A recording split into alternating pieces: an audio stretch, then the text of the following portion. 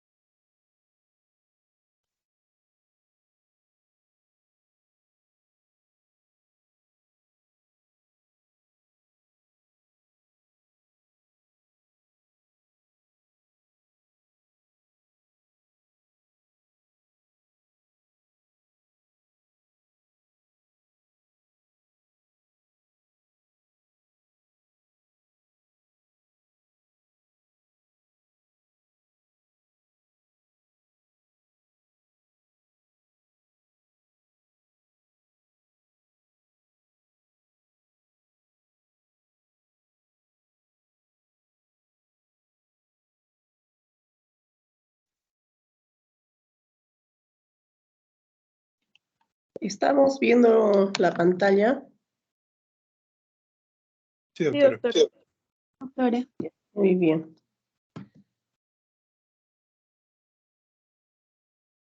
Vamos a empezar con la historia y generalidades en anestesiología. Existe el dolor que puede ser transmitido de diferentes maneras a través de todo el sistema y cuerpo humano. Este dolor es el dolor físico principalmente, el que vamos a tratar. Entonces, todo empieza de esa manera, cómo vencer ese dolor y de igual manera en la rapidez posible sería mucho mejor todavía. Porque, como ustedes bien saben, el dolor necesita una atención rápida, un alivio rápido, porque la persona que presenta dolor está sufriendo su organismo intensamente, entonces hay que buscar la forma de vencer ese dolor. Ese dolor tenemos que vencer con destreza, con habilidad, y justamente se trata de eso la anestesia. Si bien es cierto que desde los siglos pasados existen formas de vencer este tipo de dolor que puede presentarse en el ser humano desde el cerebro hasta los pies. Y vamos a ver en la historia de la anestesia cómo es que desde los tiempos muy remotos se alivia el dolor hasta el día de hoy. Cómo va avanzando este proceso. Cada vez mejor, cada vez con menos efectos indeseables, cada vez más controlado, de tal manera que se busca también un bienestar general del paciente una vez aliviado el dolor. Para eso va surgiendo la palabra anestesia. La palabra anestesia, que significa an, sin, estesia es sensación, ¿no? Sin sensación. O sea, en esas sensaciones incluye principalmente el dolor. Vemos, por ejemplo, en China, antiguamente, igualmente que en todos los lugares, controlaban el dolor. ¿De qué manera? Por ejemplo, dando de beber al paciente vino, beleño, opio, cáñamo de India y también en algunos casos usando la acupuntura. Entonces, vemos ya, por ejemplo, que en la India existen estas formas de alivio del dolor. Son las formas más simples que podríamos decir y probablemente sea un alivio del dolor en forma momentánea. Porque ustedes se imaginan que todo el día o todo el tiempo no va a estar tomando vino o beleño o opio o con acupuntura. Entonces, el alivio del dolor probablemente sea momentáneo o el alivio del dolor sea solamente por unas horas de repente.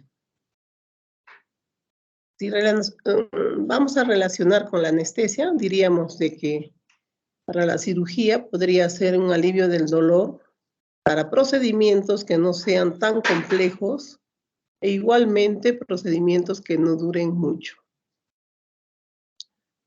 En la India tenemos también, por ejemplo, se reporta estudios donde hacían suturas, o sea, ya se imagina, ya practicaban o habían médicos o especialistas que hacían suturas, porque vamos a ver, a lo largo de la historia de la medicina, desde las épocas muy, muy antiguas, los romanos, los griegos, eran médicos muy hábiles, muy sabios, que hacían intervenciones.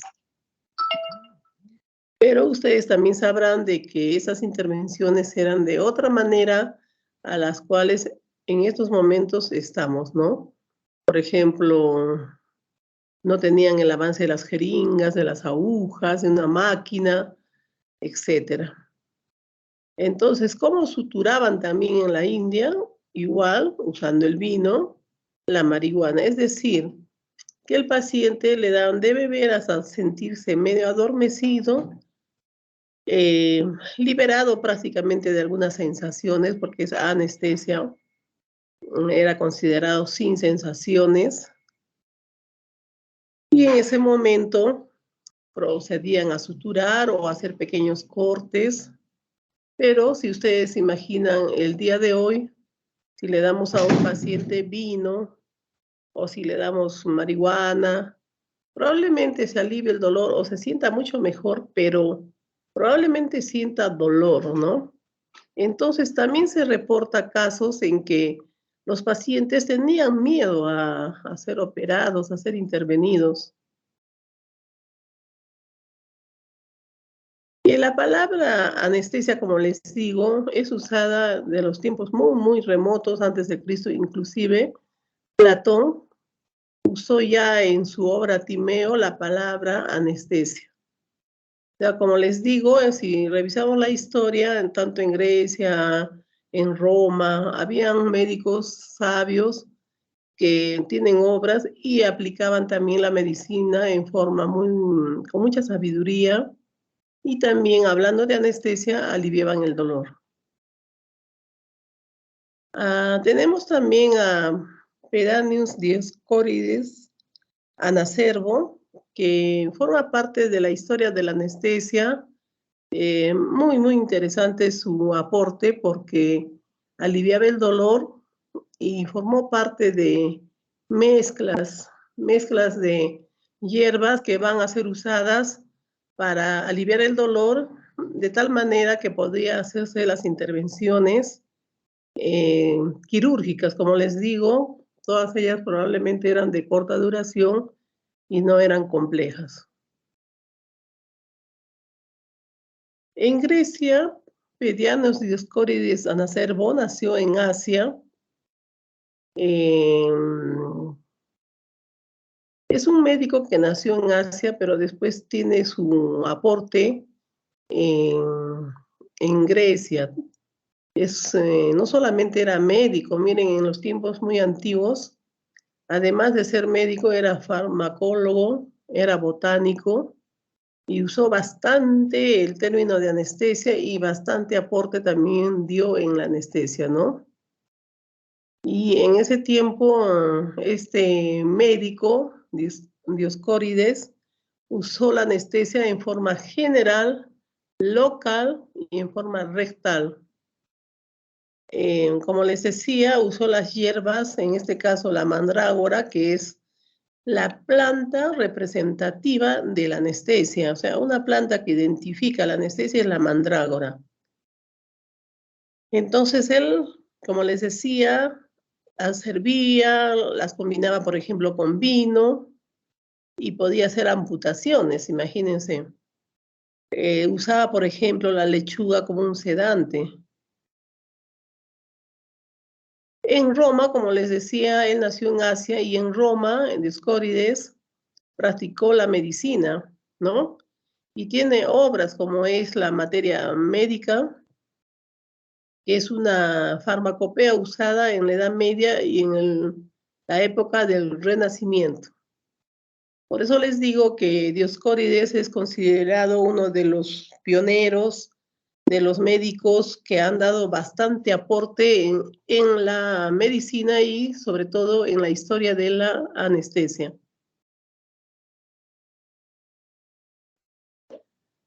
Como les decía, Dioscórides usó la mandrágora, que representa a la anestesia, también como anestésico en el ojo.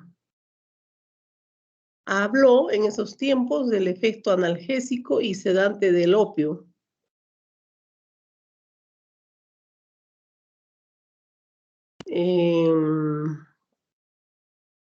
También vemos de que en Galeno, tenemos otro médico de esos tiempos, que dio muchos aportes a la medicina. Siempre yo recalco todos los médicos o científicos que se dedicaron a aportar más de lo que conocían. A ellos debemos el avance que tenemos en nuestros tiempos, ¿no?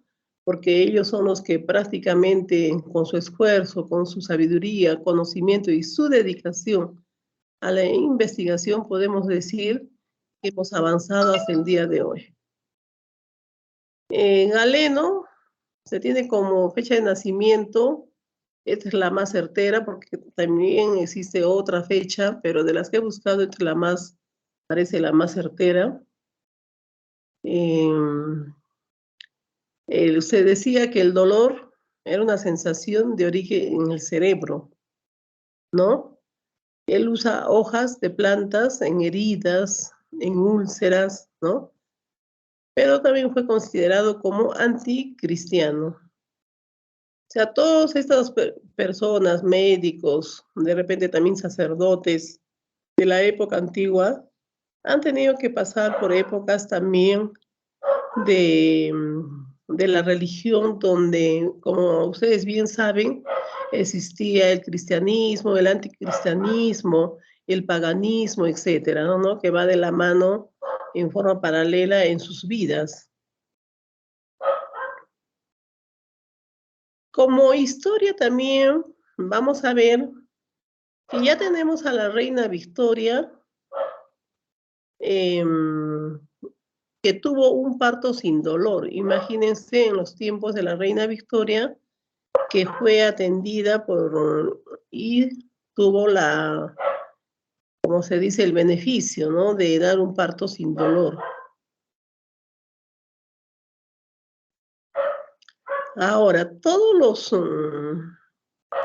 estos conjuntos de hierbas, de repente gases que van apareciendo, reportan su uso en odontología, en extracciones dentales. Y esos procedimientos son prácticamente, como ustedes bien saben, rápidos, no son complejos y el paciente puede sentir, como se dice, un alivio de ese dolor y no es algo permanente el procedimiento quirúrgico o el procedimiento que se le realiza al extraer una muela, por ejemplo.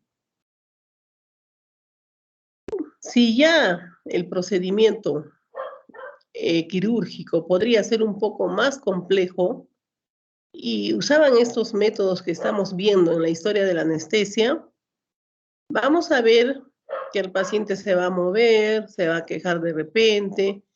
Es un alivio, como se dice, a medias, ¿no? Que si bien es cierto, funciona en algo, pero también no es del todo. Entonces había necesidad de agarrar al paciente. Inclusive se manifiesta que pacientes que, por ejemplo, les decían, usted necesita ser operado, a veces preferían suicidarse a ser sometidos a los traumas, ¿no? Que eran traumas.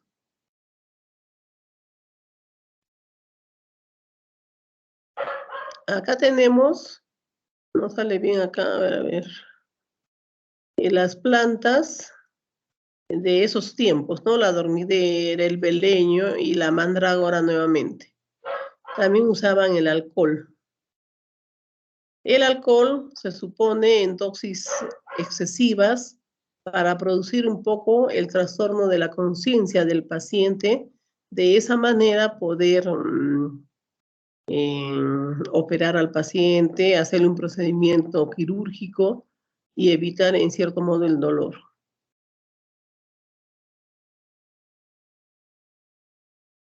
Vemos, por ejemplo, la dormidera se caracterizaba en Asia, el beleño era soporífero, o sea, solamente eran soporíferos, ¿no? Y la mandrágora sigue siendo la representativa y bien usada por los romanos. Seguimos viendo a Dioscórides Anacerbo, que era un médico griego que bastante participó en la anestesia.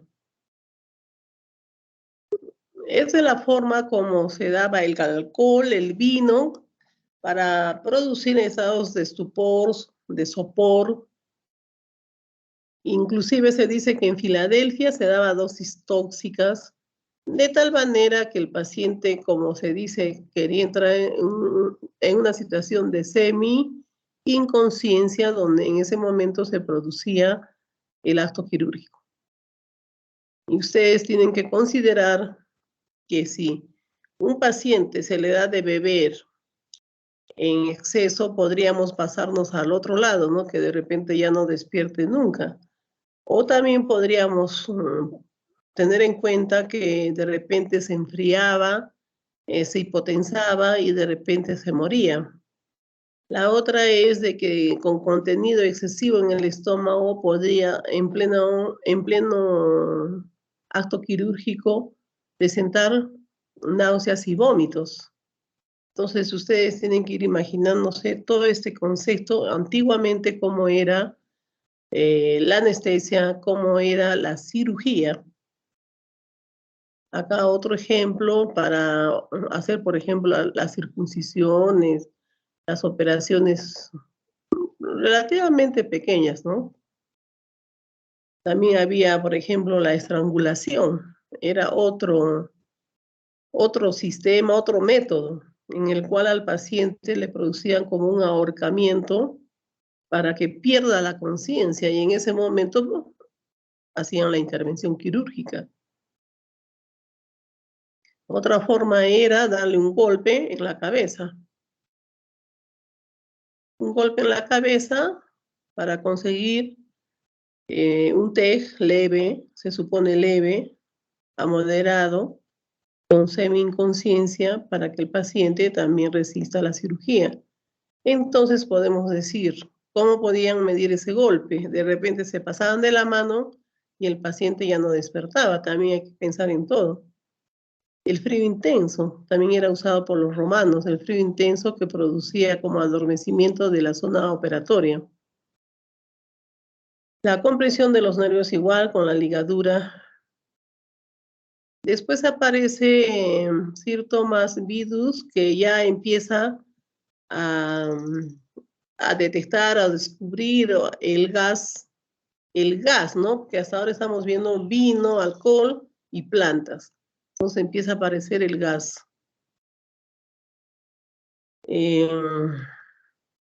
Después tenemos Humphrey Davy, que ya usa el óxido nitroso. Ya aparece un anestésico gaseoso. Este anestésico hasta el día de hoy tenemos y es guardado en balones azules, ¿no? Henry Kiffman es un inglés, también el óxido nitroso, pero ya va agregando oxígeno. Ya no se lo deja al paciente, como se dice, abandonado, sino abandonado si respira bien o no respira bien. si se oxigena o no se oxigena. Ya empieza a aparecer el oxígeno también. Entonces, gracias a Davy, a Kidman, incluso hacen la campana de vidrio para poder concentrar el gas con el oxígeno y poder dar un efecto anestésico en el paciente. Pero se dice que todo esto, de repente en esos tiempos, era como si se hace un experimento, se hace un invento, se publica, pero ahí queda, ¿no? O sea, va pasando de lado. Entonces seguimos con la historia de la anestesia. Entonces vemos que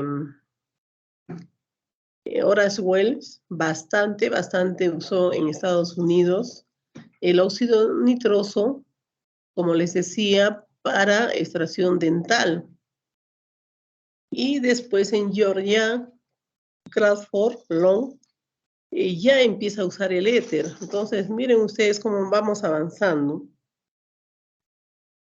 Médicos, por ejemplo, en este caso, usaron el óxido nitroso, usaron oxígeno, usaron la campana, pero fue efímero, ¿no? Como que no pasó nada. Pasa el tiempo o simultáneamente quizás en Estados Unidos, Horace Wells sigue usando el óxido nitroso, Crawford Long en Georgia el éter. Entonces ya empieza a aparecer el éter.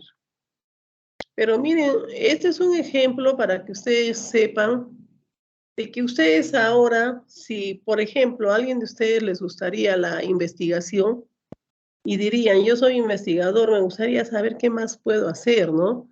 Si ya tengo el éter o ya tengo el óxido nitroso, ¿qué más puedo hacer? ¿O qué es lo que está produciendo en el paciente? Ellos usaron, pero no fueron más allá, ¿no? Ahí quedó, ¿no? Pero ellos usaban. Entonces, pero había alguien que dijo, no, yo voy a hacer algo más. Entonces, ¿qué hizo este doctor William Morton en Massachusetts, en Estados Unidos, en 1846, o sea, ya después, el 16 de octubre, él con un paciente demostró todo lo que el éter producía, o sea, ya fisiológicamente, clínicamente. O sea, ya dijo, yo voy a demostrar en el paciente, voy a usar en el paciente y vamos a demostrar los estadios clínicos o los cambios clínicos que se producen en el paciente. Y es que así, que en esta fecha del 16 de octubre, Morton puede demostrar los efectos del éter. Por eso, en Massachusetts se considera la cúpula del éter. El éter, el estudio del éter, y gracias a la demostración de William Morton, es que ahora nosotros podemos usar los anestésicos de ahora y bajo los principios y efectos que producía el éter, con algunas cosas que se han ido modificando, mejorando. Por eso sigue habiendo científicos que siguen mejorando, pero la base del estudio de la anestesia que produce en el paciente, ¿quién la demostró? William Morton. ¿Con qué? Con el éter. ¿Qué cosa es el éter? Es un gas, ¿no? Entonces, en la cúpula del éter, en Massachusetts, el 16 de octubre de 1846. El 16 de octubre, por eso se celebra el Día del Anestesiólogo. Entonces, a partir de esa fecha, al estado producido por el éter se va a llamar anestesia. Ahora, en el diccionario Bailey de la lengua inglesa de 1721, anestesia significa insensibilidad, especialmente para el tacto. Entonces tenemos que William Morton es el inventor y promotor de la anestesia por inhalación. Antes de él, la cirugía era una agonía y gracias a él, la ciencia ha controlado el dolor. Después aparece James Simpson en 1847 en Inglaterra, ¿no? Ya con el uso de cloroformo, ¿no? Y 20 años después ya surge la cirugía como ciencia. En otros lugares, por ejemplo en Boston, siguen usando el óxido nitroso siempre en dental. Actualmente nosotros usamos, se puede usar en cualquier cirugía, no es muy usada, pero existe en balones azules. Y después, en 1868, en Chicago, se agrega el uso del oxígeno. O sea, se va agregando, se va introduciendo ya en forma permanente. Porque ya hemos visto que más antes ya apareció el oxígeno, aparecieron las campanas, pero sin embargo fue efímero, ¿no? Porque va quedando rezagado.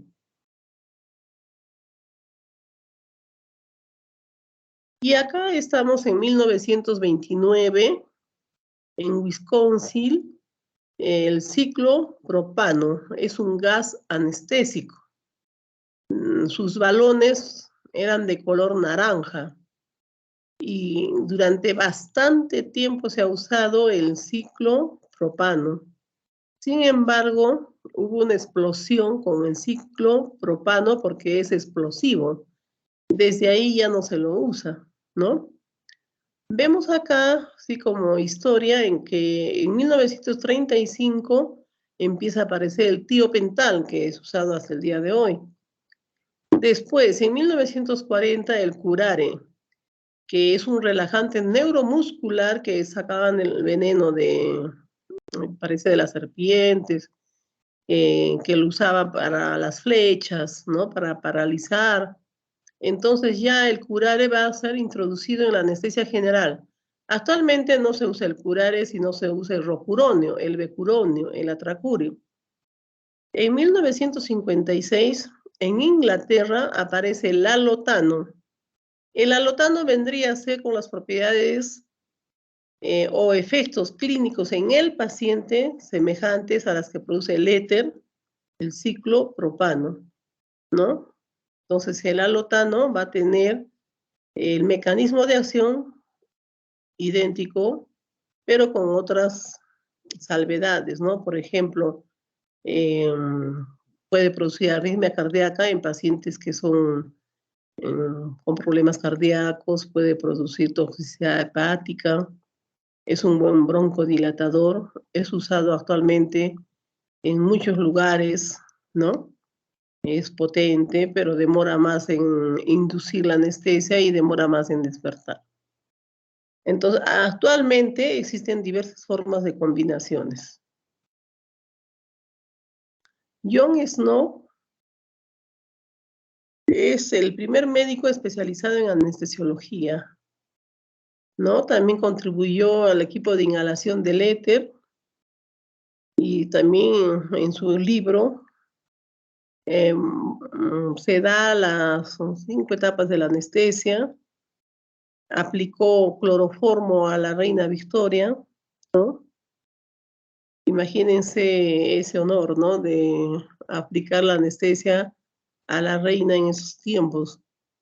Ashley ya introdujo en la historia de la anestesia regional. Y así van apareciendo más personas que van contribuyendo al desarrollo de la anestesia. Y tenemos Cushing, Goodman y Mackinson, que miren ustedes, todo el proceso de la anestesia ya tiene que ser registrado en protocolos de anestesia, ¿no? Dennis Jackson introdujo el absorbedor de CO2. Ya empieza a ver los circuitos para la anestesia. ¿Circuito qué significa? Que haya unos tubos donde entre al paciente oxígeno y gas y otro circuito donde haya la salida o la expiración, exhalación del CO2. Ese CO2 ya no tiene que ingresar de nuevo al paciente. Entonces se absorbe ese CO2 en unos dispositivos que vamos a ver después. Después tenemos Foreger, que ya introduzco el aparato para administrar oxígeno y óxido nitroso. Y ya después empiezan a ver los lugares de la anestesia, ¿no? Equipos para administrar la anestesia. El rol del anestesiólogo, que es en el quirófano, en la unidad de cuidados posanestésicos, medicina de cuidados intensivos, en reanimación cardiopulmonar, en terapia del dolor, en diagnóstico por imágenes, procedimientos cardíacos, litotricia en los pacientes que tienen cálculos renales, electroshock en pacientes de psiquiatría, electrofisiología en pacientes de neurología, en la investigación constante, como ustedes verán, todos los médicos que han participado en el avance, gracias a su investigación han logrado conseguir lo que tenemos actualmente, y la formación de residentes también, de médicos en la especialidad de anestesiología, y dentro de la especialidad de anestesiología tenemos la especialidad de cirugía cardíaca, de pediatría, cirugía neurológica, etc. Y siempre se dice que vamos hacia el futuro, tratando de aliviar el dolor, que el paciente esté en mejores condiciones y que cada vez sea mejor, ¿no? En el sentido que el paciente no solamente deje de sentir dolor, sino que su estado fisiológico, metabólico no se altere tanto.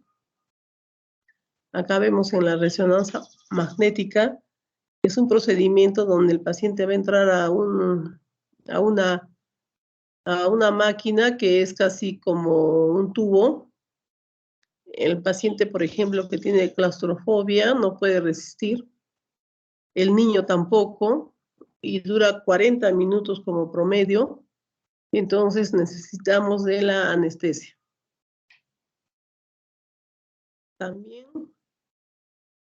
estos son procedimientos bien dolorosos en pacientes que tienen cáncer de seno, cáncer de cuello uterino, cáncer de próstata, que requieren recibir radioterapia.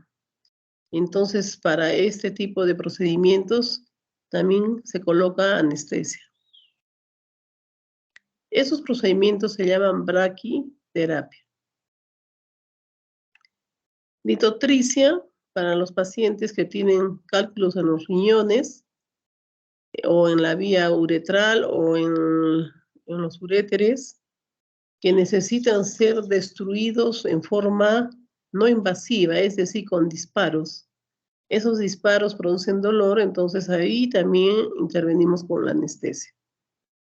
Se produce bastante radiación, por eso el personal tiene que estar con mandil de plomo. La tomografía axial computarizada es un procedimiento que prácticamente esto no es tubo, es un arco, un aro. Es una camilla que ingresa y sale de acuerdo a la necesidad, ya sea cabeza, tórax, abdomen. Pero no es un cilindro, sino es como un aro. Pero dado que tiene que tener cortes, múltiples cortes para llegar a un diagnóstico, entonces no se debe de mover el paciente. Entonces, pacientes que no colaboran, pacientes niños, pacientes psiquiátricos necesitan de anestesia también. En procedimientos de endoscopías, ya sea altas o ya sea bajas, también se requiere de anestesia. Acá procedimientos de cateterización invasiva cardíaca, por ejemplo. Eso sería todo por ahora de la historia de la anestesia. ¿Alguna pregunta que tengan que hacer antes de pasar a la siguiente?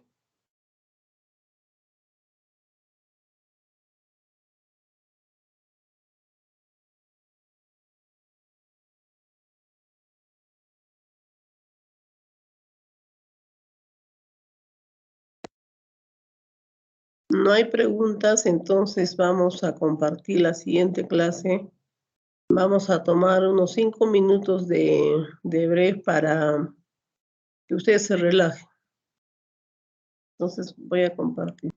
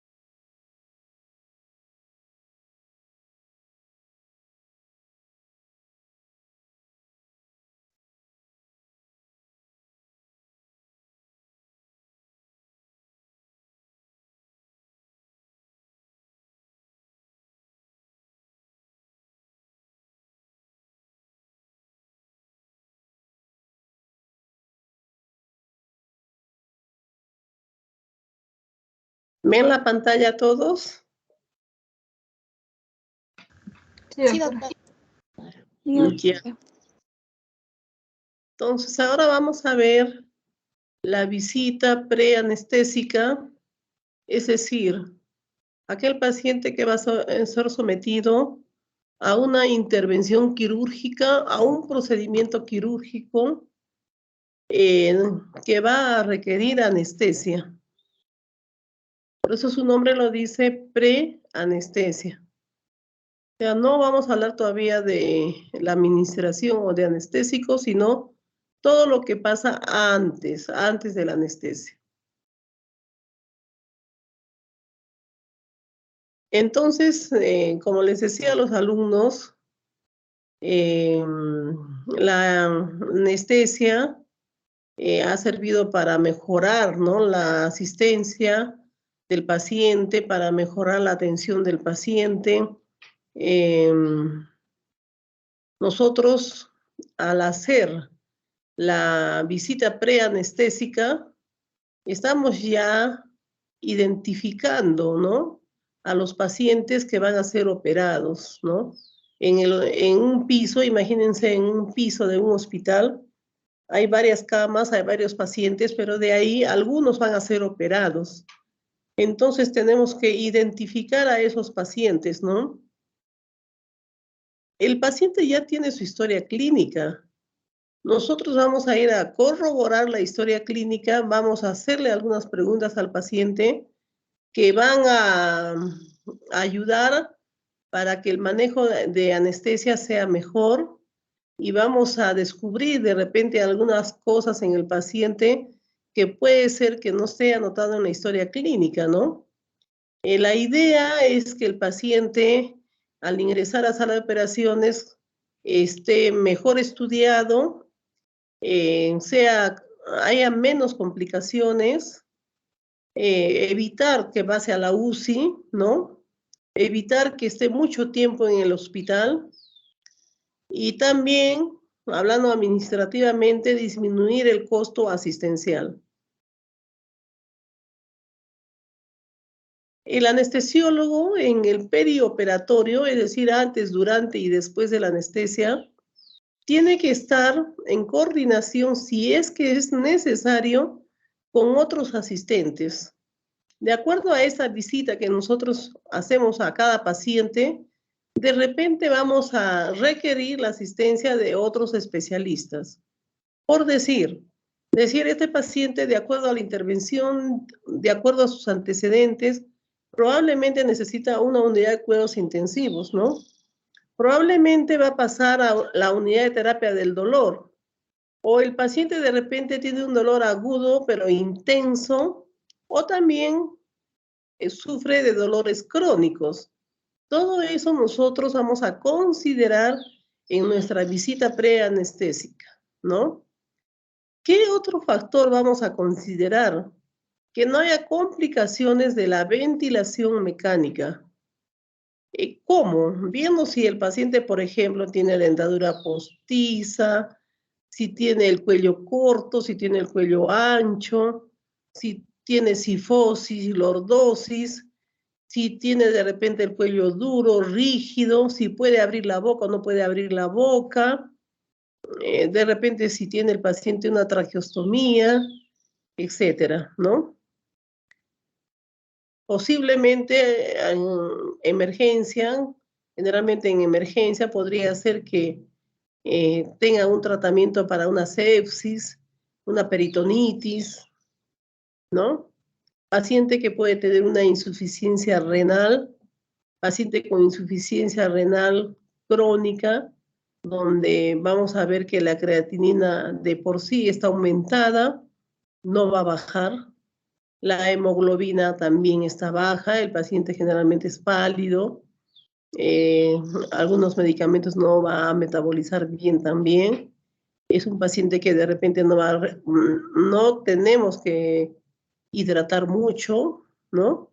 Entonces son las consideraciones cuando nosotros vamos a conocer en la visita preanestésica al paciente.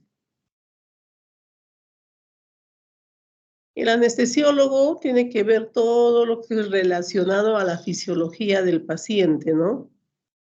Va a indicar la valoración y el tratamiento preoperatorio. Proporciona asistencia intraoperatoria. Realiza el informe anestésico, ¿no? Y va a coordinar la atención postoperatoria. Por ejemplo, si el paciente va a requerir ir a una unidad de cuidados intensivos o de repente va a tener que quedarse más tiempo en recuperación o de repente va a necesitar una evaluación después de la cirugía, ya sea por un cardiólogo, un neurólogo, un neumólogo, etc. Tenemos que ver también el material y el equipo que se va a usar, ¿no? En total, en toda esa visita, valoración que tenemos con los pacientes que se van a operar, también va de la mano el uso eficaz del quirófano. Como les decía a los alumnos en las prácticas, es importante, muy importante, ver los antecedentes, las enfermedades preexistentes. Es muy importante si el paciente ha sido operado, si es alérgico a algún medicamento, si es fumador crónico, ¿no? Si recibe medicación permanente, etcétera. El examen físico debe ser, por ejemplo, la historia clínica ya está hecha, ya tiene su examen físico por el médico tratante, pero nosotros vamos a corroborar, ¿no? Con la presión arterial, con la frecuencia cardíaca, si hay alguna dificultad respiratoria. También, ¿qué vamos a evaluar? Vamos a evaluar si hay dentadura postiza, si hay cuello ancho, si hay cuello corto, si se mueve el cuello para adelante, para atrás, si abre bien la boca, porque vamos a intubar al paciente, si abre bien, si se ve la úvula, si no se ve la úvula. Vamos a evaluar el tabique, las fosas nasales, el tórax, si es que es un tórax obeso o globuloso, o si es un tórax excavado. Vamos a evaluar la columna, si es sifosis, lordosis. Vamos a evaluar los brazos, si tiene brazos como para poner buena vía endovenosa, ¿no? Entonces, con el estudio del paciente, la historia clínica y además sus exámenes de laboratorio, es decir, la hemoglobina, la creatinina, la glucosa, el INR, tipo de coagulación y sangría, nosotros vamos a poder establecer, según el diagnóstico del paciente y según la cirugía del paciente, vamos a poder establecer un riesgo operatorio. Estableciendo un riesgo operatorio, vamos a poder decir un plan anestésico. Podemos decidir si a este paciente le vamos a colocar anestesia general, anestesia regional o simplemente una anestesia local. Ahora, si va a ser intubado o no va a ser intubado, etcétera, ¿no? O sea, todo eso vamos a elaborar este plan anestésico en la visita preanestésica.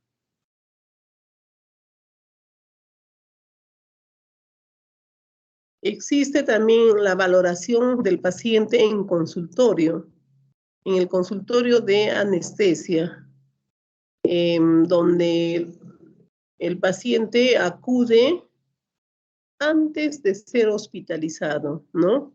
Entonces el paciente, por ejemplo, vamos a suponer que sufre de una hernia inguinal, ¿no? Tiene una hernia inguinal, vamos a suponer que sea una hernia inguinal congénita, que ha sido detectada por el pediatra, recomienda una cirugía, entonces va donde el cirujano le recomienda cirugía también, le hace su historia clínica y después pasa por la interconsulta para anestesia. En la interconsulta de la anestesia nosotros vemos qué diagnóstico tiene, cuáles son sus exámenes de laboratorio, qué tipo de cirugía le van a realizar y preguntamos en este caso a la madre los antecedentes del paciente, enfermedades preexistentes y ya estamos elaborando un tipo de anestesia.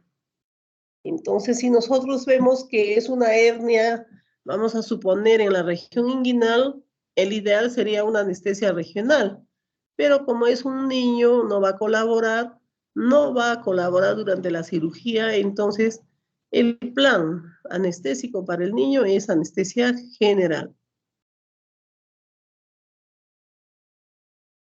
Ya estamos acá en la sala. Diferente, tenemos otro tipo de paciente. Es un paciente que ya ingresa por emergencia, ¿no? En este caso puede ser un paciente que ingresa inconsciente. A veces puede venir con el familiar o a veces no viene con el familiar.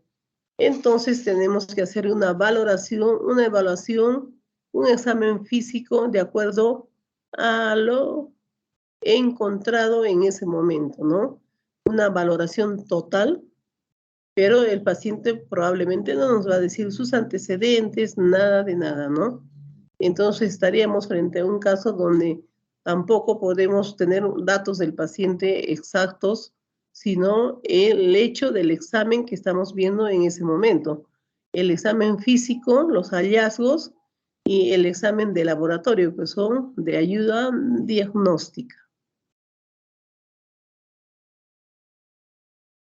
El anestesiólogo ve en conjunto al paciente, ¿no? Tanto cómo va el riñón, el corazón, cómo va el sistema nervioso, cómo va la respiración, valorando todos los sistemas para elaborar el plan anestésico.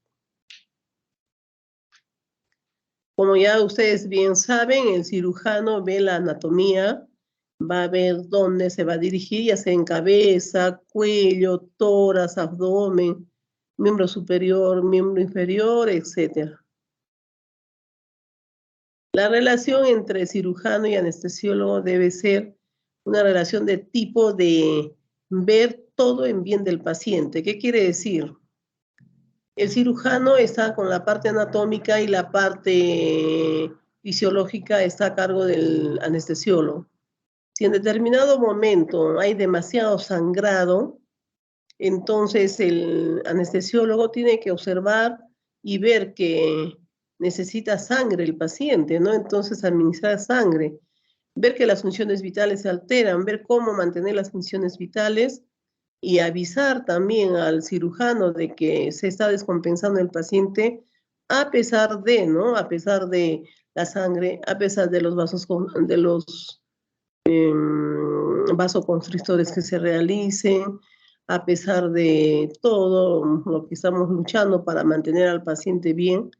Entonces hay una armonía en que el cirujano debe considerar también el estado y también hacer la hemostasia y ver la forma como hacer la cirugía de repente más rápido.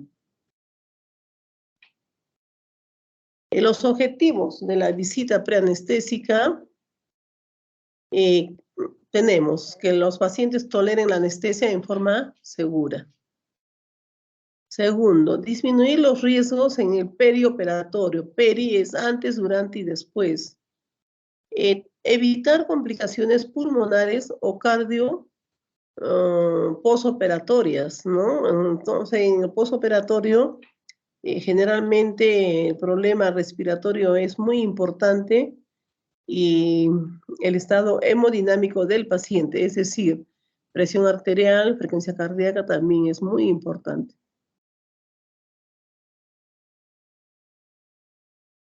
En esta visita preanestésica, valoración preanestésica, vamos a encontrar a los pacientes con aprensión, ansiedad, irritabilidad, resistencia, negatividad.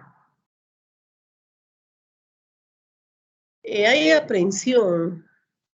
En algunos pacientes tienen recelo de estar en contacto con las personas, tienen miedo a contagiarse ahora más que nunca. Tienen miedo a hacer algo inoportuno, tienen desconfianza. Y muchas veces hay un temor infundado, perdón. Después también hay rechazo. Por ejemplo, el rechazo es rechazar todo lo que va a beneficiar al paciente, ¿no? Oposición a ser tratado, ¿no? Esto ya fue descrito por Sigmund Freud en 1885, que existe, ¿no? Rechazo a todo, a pesar de estar mal, ¿no? La sensación de peligro es algo, la ansiedad es algo que tienen miedo a lo que va a venir, a algo que se va a presentar. O sea, no existe, pero tienen el miedo que se presente, ¿no? Sensación de peligro. Esa ansiedad puede ser leve, moderada o intensa. ¿En quién, por ejemplo, es intensa? Es en los niños, por ejemplo, ¿no? Los niños de solamente ver al médico con manil blanco o al personal con ropa de cirugía, tienen pánico, ¿no? Tienen temor. Y si ven la aguja, peor. Entonces pueden tener palpitaciones, ahogo, pánico, puede haber náuseas. Entonces la reacción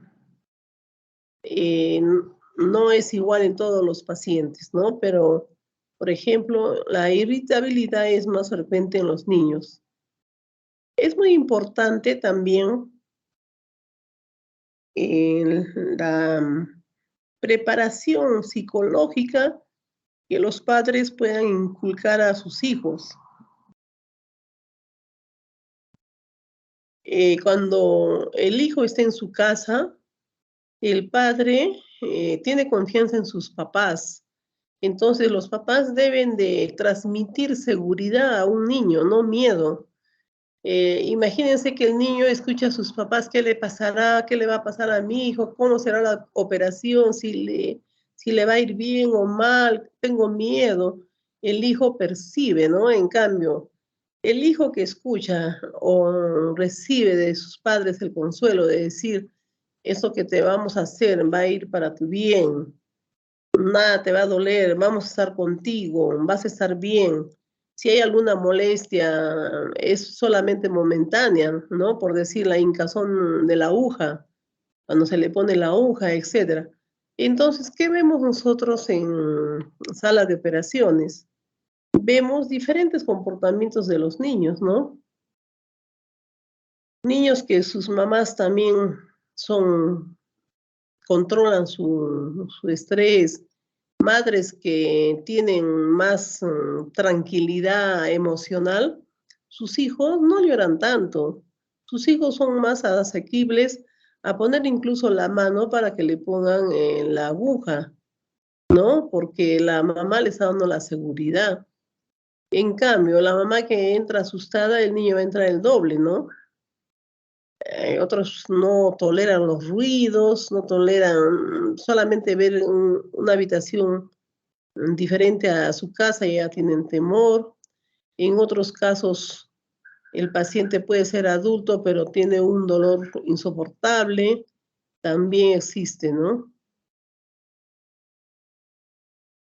¿Qué va a pasar? Va a haber personas que van a colaborar y van a haber personas o pacientes que no van a colaborar.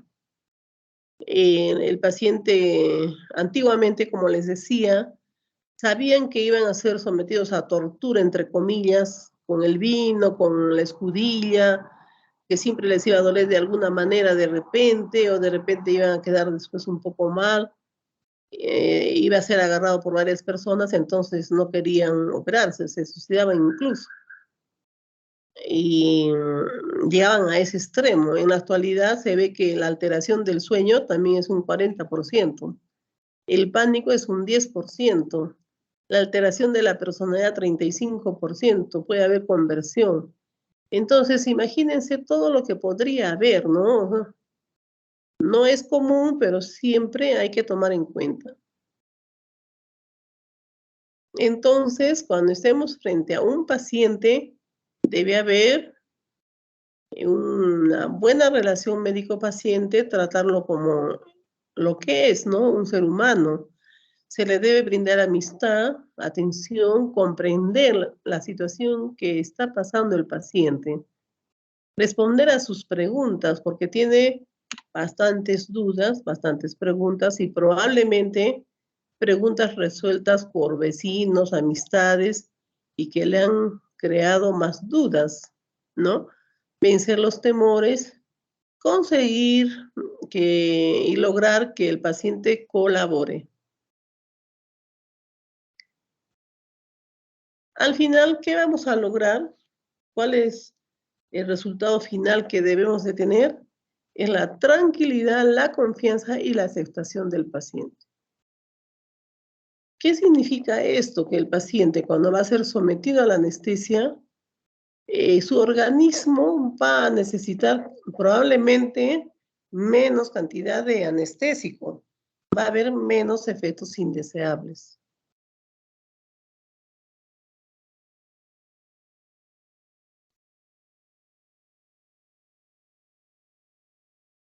Por ejemplo, Deborah Cohen en Estados Unidos era una paciente que iba a ser operada por una neoplasia, ¿no?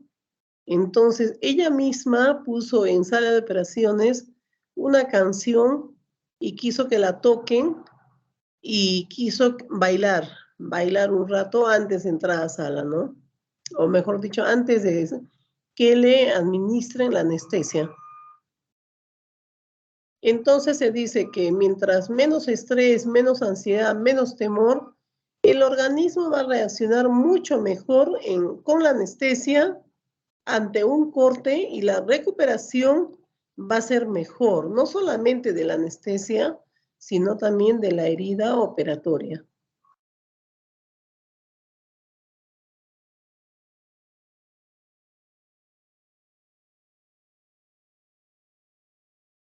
Acá vemos la constitución del paciente es muy importante para nosotros. Si es asténico, si es vagotónico, vamos a ver que, por ejemplo, los asténicos tienen bastante estrés. Por lo tanto, tenemos que usar también la sedación y tranquilidad. El pícnico generalmente son simpático-tónicos. La sedación va a ser ligeramente moderada, ¿no? O sea, más suave, menos cantidad, menos dosis.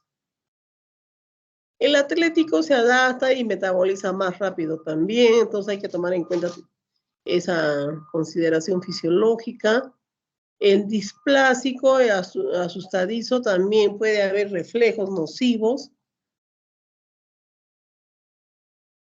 Es diferente un paciente en el hospital, en el hogar, es diferente un paciente con enfermedad aguda, enfermedad crónica, y es diferente un paciente con dolor permanente.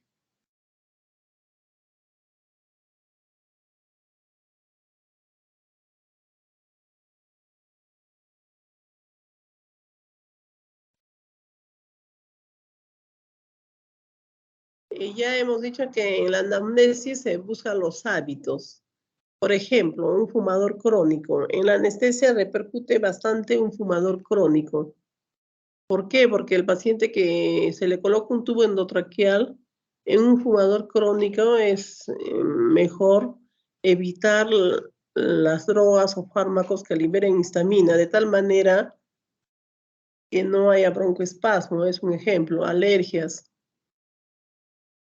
antecedentes patológicos, operaciones, anestesias anteriores, la medicación actual que recibe en la actualidad antihipertensivos, anticoagulantes, hipoglicemiantes. Entonces, son pacientes que si están tomando esta medicación son hipertensos, puede ser que tengan arritmia cardíaca, puede ser que tengan, tienen diabetes. Entonces, todo eso vamos a tomar en cuenta para la anestesia. Es importante el control de las funciones vitales. El peso es muy importante, ya les dije ya, la constitución, el peso es muy importante en cuanto a la anestesia, el estado de nutrición, la cara como tiene el paciente.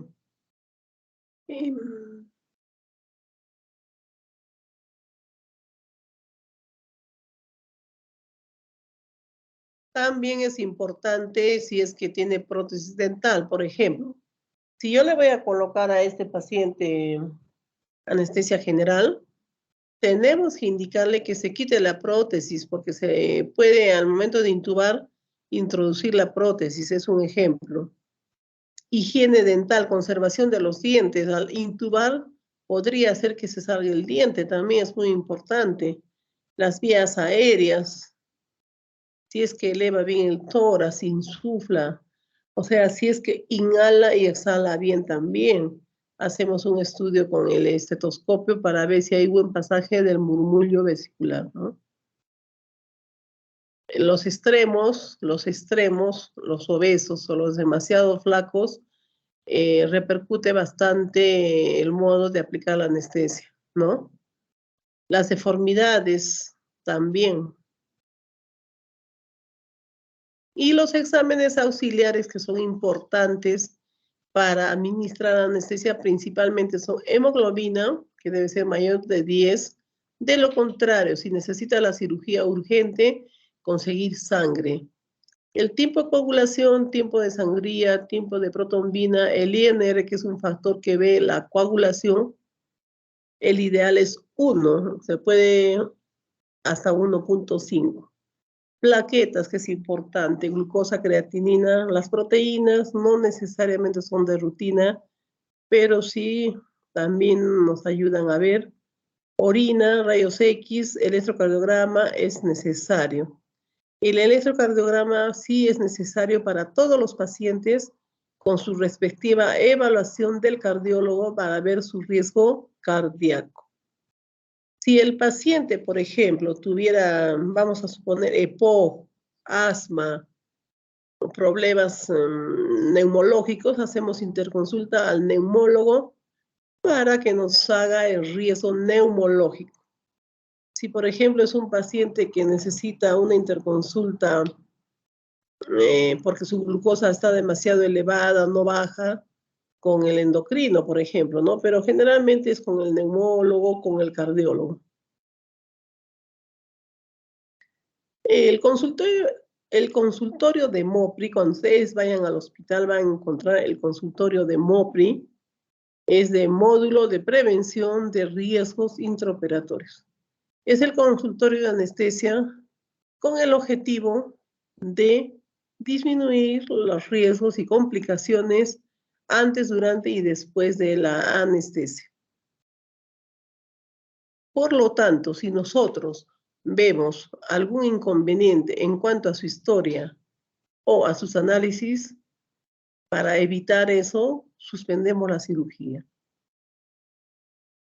Ya bastante hacemos hincapié de ver la anamnesis, la exploración física, diagnóstico diferencial, ¿no?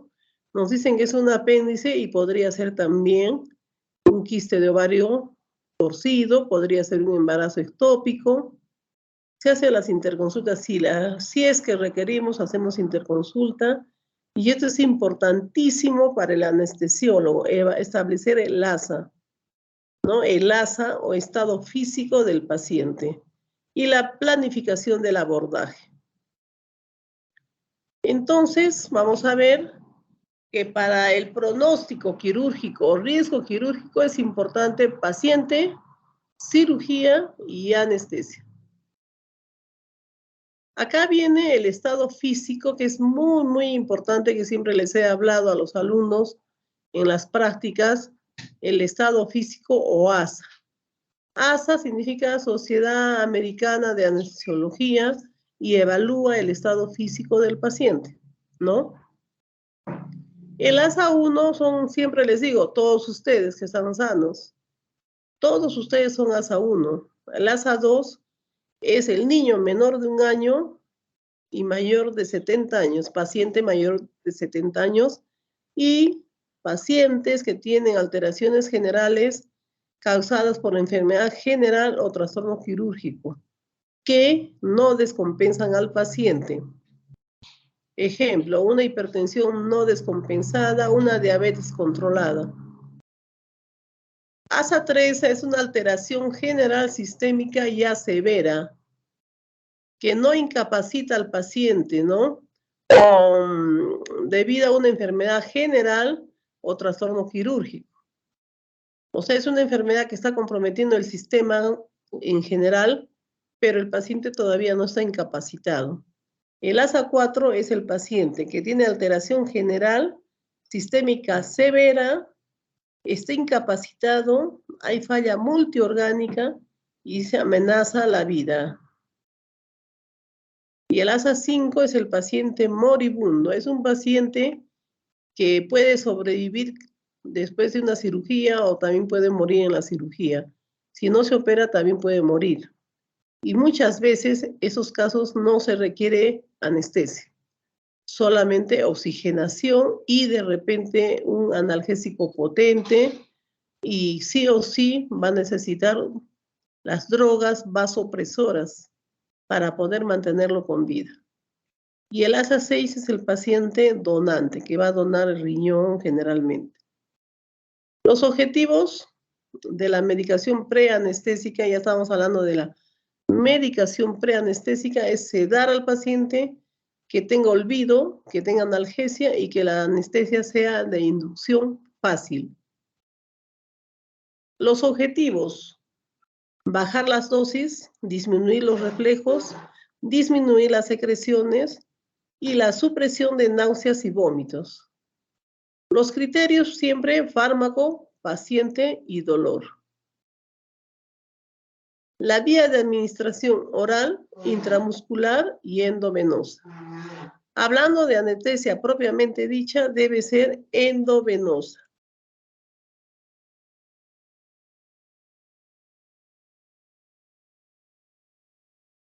Porque miren, nosotros, por ejemplo, no estamos en el consultorio, no estamos en el piso para dar una pastilla, ¿no?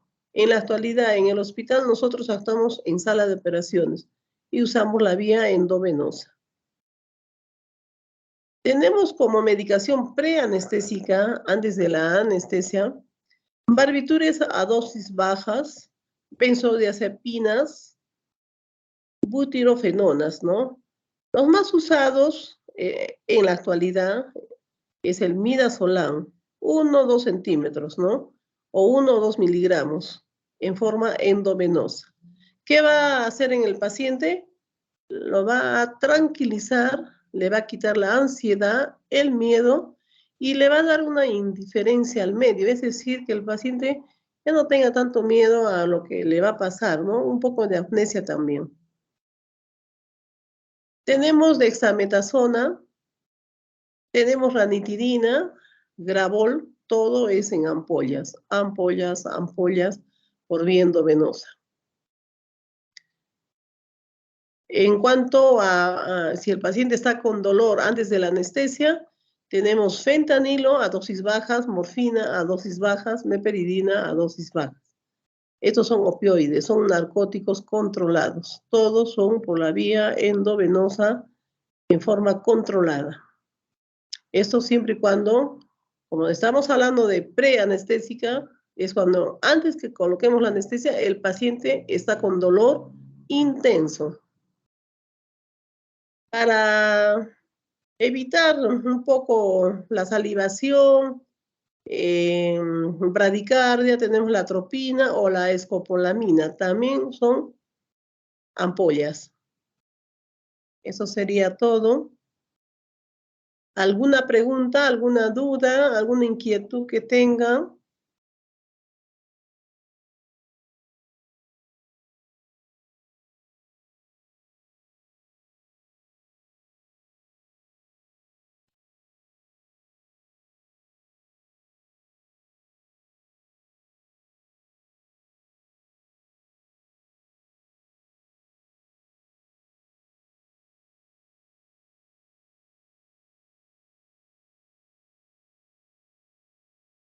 ¿Alguna pregunta? Si no tienen una pregunta, damos para terminar la clase.